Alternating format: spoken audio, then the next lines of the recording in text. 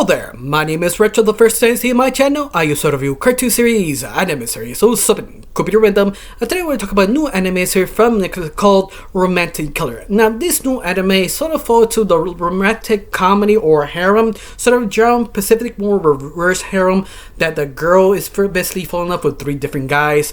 But once again, make itself different and very unique is our main lead doesn't really look for love. In fact, she doesn't care for it because she has her own love things. For example, 3 main things: chocolate, video games, and cats. Yeah, I mean a normal cat person. Now she doesn't have a fetish of cats, and that's what makes her serve unique because she doesn't care to fall in love, even that she's a teenager and you think what teenagers want. But no, she is basically fulfilled till she decides to play sort of a romantic game that just to basically do her days till this game come alive. A magical fairy reappears and make her full wish that I can make you fall in love with someone.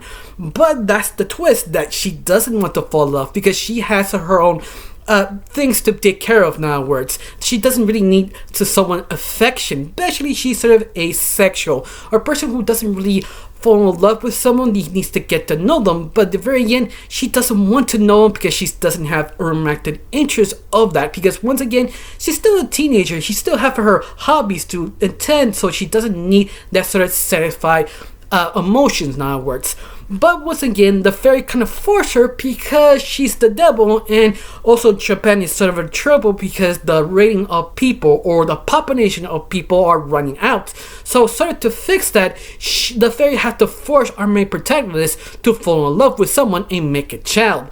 But I love it that our main protagonist, Asaki, doesn't really want to. The fact she was forced to play this little game to put her sort of romantic scenarios to fall in love with each guy. Specifically 3. 3 of them are basically generic, but each character fits that sort of role, but at the same time sort of question who they are and why they had to fall in love with her. But once again, nobody really knows what's going on except for Asaki. You can see they're respected, the reason why they kind of fall in love with Asaki. But I love it, each one are stereotypes but fully developed. Like, the first one is basically the pretty boy, handsome guy who everybody fall in love with, who have anxiety. You have the second love interest, the childhood friend who is sort of doesn't have what's the word? Courage, in other words. Confidence, even that he's sort of a baseball champion. He is basically becoming a well-known baseball athlete, but he doesn't have the courage to actually ask Oski out. You have the third one who is rich, beautiful, have everything he has, but he never has the sort of understanding the word no. And that's why all 3 of them sort of fall in love with Asaki, because Asaki is the one who sort of filled that sort of need when they actually needed. And that's sort of interesting because Asaki goes her way every time she meets one of the 3 boys, try to sort of ruin the date, ruin the love interest as sort of a JoJo meme. In fact, this anime takes a lot of inspiration of JoJo because every time she sort of follows that romantic sort of situation, like kind of use umbrellas for rain, you know, that romantic kind of scene, your guy or girl go in an umbrella in the rain, she just sort of make a JoJo face, like sort of, I'm super medley. But I love it that sort of out of left field because she doesn't really want to fall out, she against. But I love it that she doesn't want to play by the rules or doesn't want this sort of easy road, because all 3 of them are basically easy, medium, and hard. And once again, this one also leads to the sort of video game reference to sort of help you understand how easy each guy is or how difficult each guy is, easily to fall in love.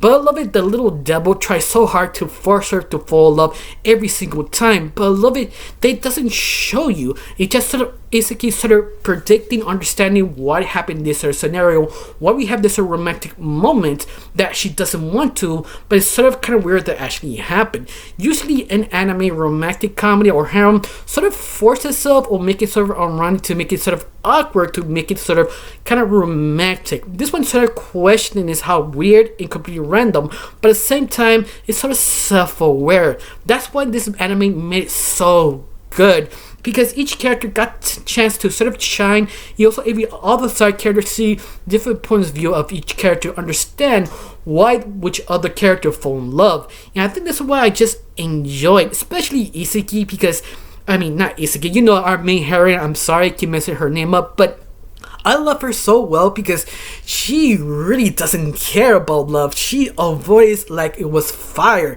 Yeah, I love about that because it sort of kind of make understand that you can't force someone to fall in love. It just sort of happens because you sort of understand the character. You understand the person who they actually are. Not because they're good looking. It's the fact they're more personality. I mean, a good looking person does help, but it doesn't really help you don't have a good personality or something to help that the relationship actually work.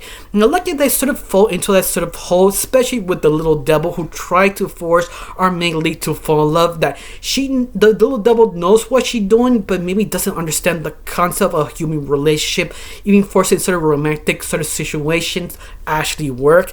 Once again, it's one of those that it just understand the harem genre so well that sort of question it make the series just so endearing and interesting, because sometimes you do a romantic comedy, it's one of the biggest issues is keep it interesting, keep it understand what each contestant for our main lead, why, what the backstory, to see them if they are a cute couple or not, or even not just a cute couple. It's just they actually physically work as a relationship. Once again, a lot of romantic comedies sort of failed one way or the other to basically kind of execute that sort of story plot now works, because sometimes it gets a little bit too boring or a little bit too fast.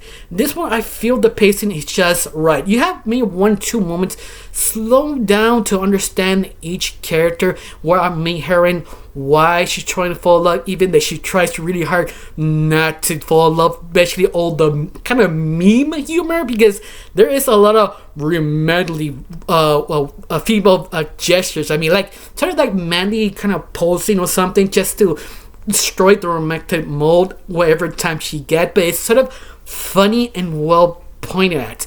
And I love it they use 3 different art styles. One, the JoJo version, they're the kind of pleasant 2 CGI, sort of describing sort of the romantic situation, and the normal animation they use for this show.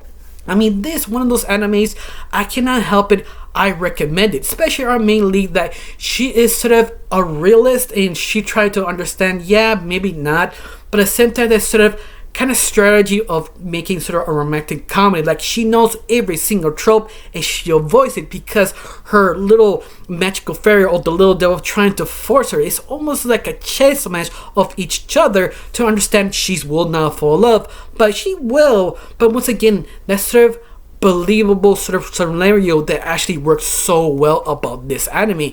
I can't really highly recommend so well. It is well made. Of course, I have one question: do you actually love this anime? You don't? You think it's a little bit cheesy, or you feel it's just perfect? Tell me down below, let me know.